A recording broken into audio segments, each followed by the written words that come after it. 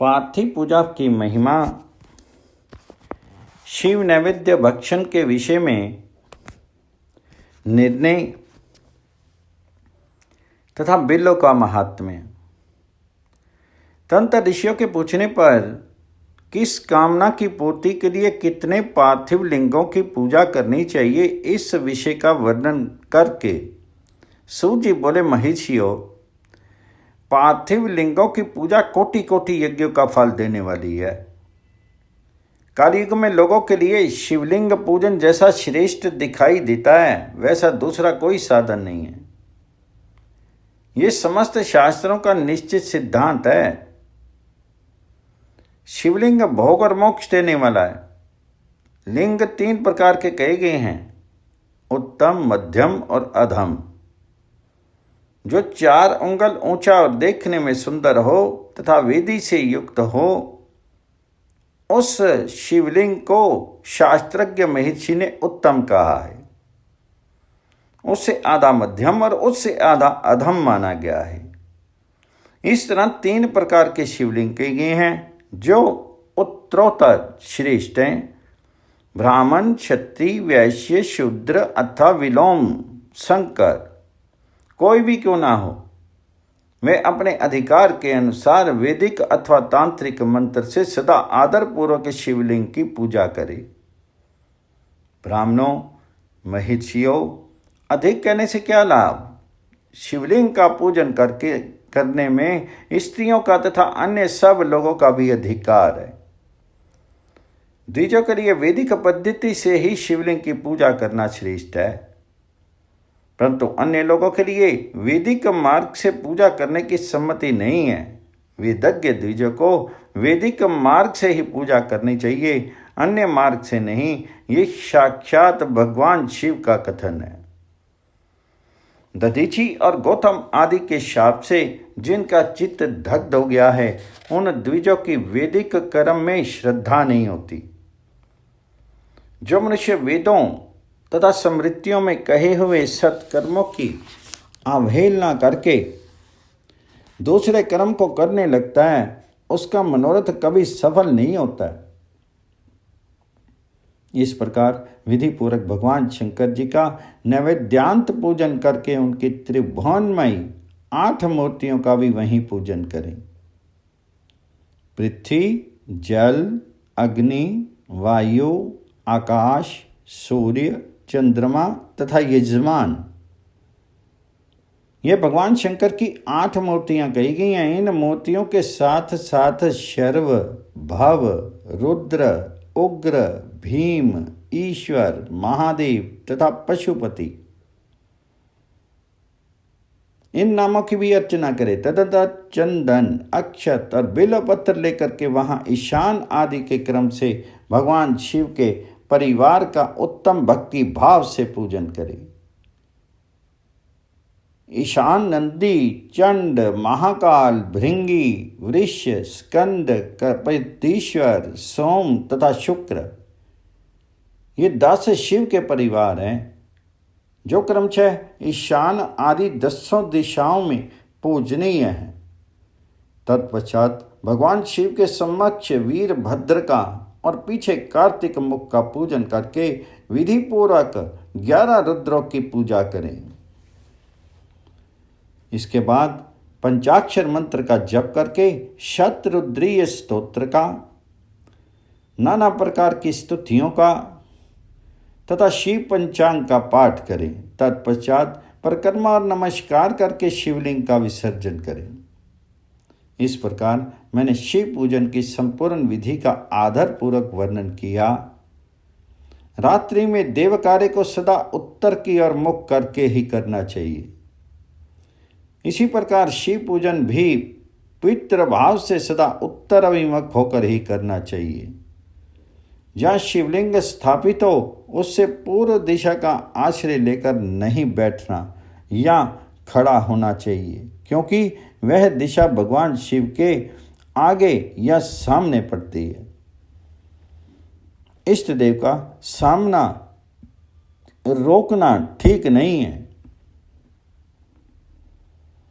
शिवलिंग से उत्तर दिशा में भी न बैठें क्योंकि उधर भगवान शंकर जी का वामांग है, जिसमें शक्ति स्वरूपा देवी उमा विराजमान है। पूजक को शिवलिंग से पश्चिम दिशा में भी नहीं बैठना चाहिए, क्योंकि वह आराध्य देव का पृष्ठभाग है। पीछे की ओर से पूजा करना उचित नहीं है, अतः अवशिष्ट दक्षिणा दिशा ही ग्राह्य है, उसी का आश्रय लेना चाहिए। तात्पर्य ये कि शिवलिंग से दक्षिण दिशा में उत्तर अभिमुख होकर के बैठें। और पूजा को विद्वान पुरुष को चाहिए कि वह भस्म का त्रिपुंड लगा करके, रुद्राक्ष की माला लेकर के तथा बेल पत्र का संग्रह करके ही भगवान शंकर जी की पूजा करे। इनके बिना नहीं। मुनीश्वरों, शिव पूजन आरंभ करते समय यदि भस्म ना मिले तो मिट्टी से ही ललाट में त्रिपुंड अवश्य कर लेना चाहिए। ऋषि बोले, मुने, हमने पहले से ही ये बात सुन रखी है कि भगवान शिव का नैवेद्य नहीं ग्रहण करना चाहिए। इस विषय में शास्त्र का निर्णय क्या है ये बताइए, साथ ही बिल्व का महात्म्य भी प्रकट कीजिए। तो सूर्य जी ने कहा, मुनियों, आप शिव संबंधी व्रत का पालन करने वाले हैं, तो आप सबको शतशः धन्यवाद है। मैं प्रसन्नतापूर्वक सब कुछ बताता हूं, आप सावधान होकर के सुनिए। जो भगवान शिव का भक्त है, बाहर भीतर से पवित्र और शुद्ध है, उत्तम व्रत का पालन करने वाला तथा दृढ़ निश्चय से युक्त है, वे शिव नैवेद्य का अवश्य भक्षण करे। भगवान शिव का नैवेद्य अग्राह्य है, इस भावना को मन से निकाल दें। शिव के नैवेद्य को देख लेने मात्र से भी सारे पाप दूर भाग जाते हैं।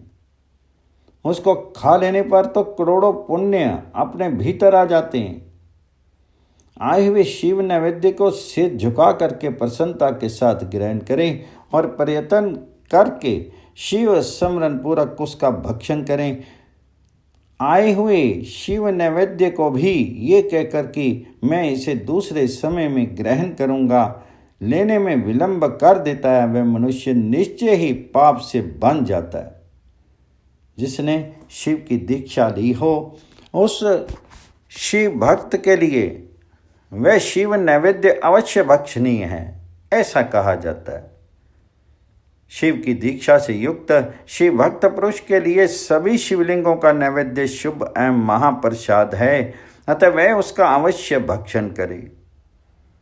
परंतु जो अन्य देवताओं की दीक्षा से युक्त है और शिव भक्ति में भी मन को लगाए हुए है, उसके लिए शिव नैवेद्य भक्षण के विषय में क्या निर्णय है, इसे आप लोग प्रेम पूर्वक सुनो। ब्राह्मणों, जहाँ से शालग्राम शिला की उत्पत्ति होती है, वहाँ के उत्पन्न लिंग में, रसलिंग, पारद लिंग में पाषाण, रजत तथा स्वर्ण से निर्मित लिंग में, देवताओं तथा सिद्धों द्वारा प्रतिष्ठित लिंग में, केसर निर्मित लिंग में, स्फटिक लिंग में, रतन निर्मित लिंग में तथा समस्त ज्योतिर्लिंगों में विराजमान भगवान शिव के नैवेद्य का भक्षण चांद्रायन व्रत के समान पुण्यजनक है। ब्रह्म हत्या करने वाला पुरुष भी यदि पवित्र होकर के शिव निर्माल्य का भक्षण करके उसे सिर पर धारण करे तो उसका सारा पाप शीघ्र ही नष्ट हो जाता है। पर जहाँ चंड का अधिकार है, वहाँ जो शिव निर्माल्य हो उसे साधारण मनुष्यों को नहीं खाना चाहिए। जहाँ चंड का अधिकार नहीं है, वहाँ के शिव निर्माल्य का सभी को भक्ति पूर्वक भोजन करना चाहिए। बाणलिंग अर्थात नर्मदेश्वर, लौह निर्मित अर्थात स्वर्ण आदि धातु में लिंग, सिद्धलिंग, जिन लिंगों की उपासना से किसी ने सिद्धि प्राप्त की है अथवा जो सिद्धों द्वारा स्थापित है, वे लिंग, शंभुलिंग, इन सब लिंगों में तथा शिव की प्रतिमाओं, मूर्तियों में चंड का अधिकार नहीं है। जो मनुष्य शिवलिंग को विधि पूर्वक स्नान करा करके उस स्नान के जल का 3 बार आचमन करता है, उसके कायिक, वाचिक और मानसिक तीनों प्रकार के पाप यहाँ शीघ्र नष्ट हो जाते हैं। जो शिव नैवेद्य, पत्र, पुष्प, फल और जल का अग्राह्य है, वह सब विशाल ग्राम शिला के स्पर्श से पवित्र ग्रहण के योग्य हो जाता है। मुनीश्वरों, शिवलिंग के ऊपर चढ़ा हुआ जो द्रव्य है वह अग्राह्य है। जो वस्तु लिंग स्पर्श से रहित है अथवा जिस वस्तु को अलग रख करके शिव जी को निवेदित किया जाता है, लिंग के ऊपर चढ़ाया नहीं जाता है, उसे अत्यंत पवित्र जानना चाहिए। मुनिवरों, इस प्रकार नैवेद्य का विषय में शास्त्र का निर्णय बताया गया। अब तुम लोग सावधान होकर के आदरपूर्वक बिल्व का महत्व सुनो। ये बिल्व वृक्ष महादेव का ही रूप है। देवताओं ने भी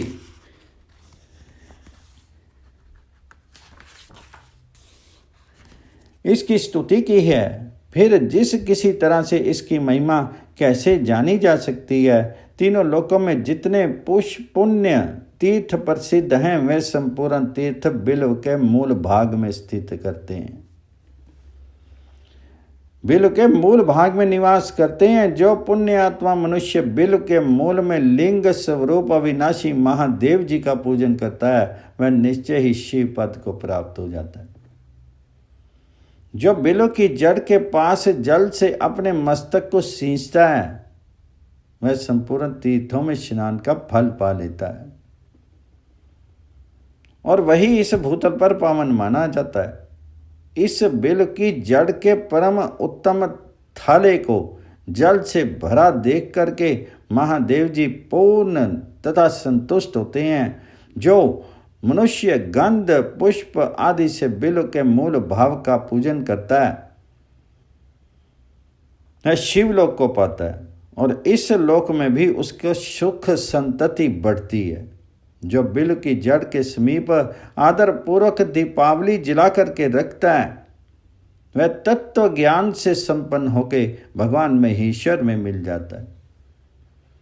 जो बिल्व की शाखा थाम करके हाथ से उसके नैने पल्व उतारता है और उससे उस बिल्व की पूजा करता है, वह उस सब पापों से मुक्त हो जाता है। जो बिल्व की जड़ के समीप भगवान शिव में अनुराग रखने वाले एक भक्त को भी भक्तिपूर्वक भोजन कराता है, उसे कोटि गुना पुण्य फल प्राप्त होता है। जो बिल्व की जड़ के पास शिव भक्त को खीर और घृत से युक्त अन्न देता है, वह कभी दरिद्र नहीं होता है। ब्राह्मणों, इस प्रकार मैंने सांगोपांग शिवलिंग पूजन का वर्णन किया। यह प्रवृत्ति मार्गी तथा निवृत्त मार्गी पूजकों के भेद से 2 प्रकार का होता है। प्रतिमार्गी लोगों के लिए पीठ पूजा इस भूतल पर संपूर्ण अभीष्ट वस्तुओं को देने वाली होती है। परवृत्त पुरुष सुपात्र गुरु आदि के द्वारा ही सारी पूजा संपन्न करे और अभिषेक के अंत में अघनी के चावल से बना हुआ नैवेद्य निवेदन करे। पूजा के अंत में शिवलिंग को शुद्ध संपुटिक में विराजमान करके घर के भीतर कहीं अलग रख दे। निवृत्ति मार्गी उपासकों के लिए हाथ पर ही शिव पूजन का विधान है।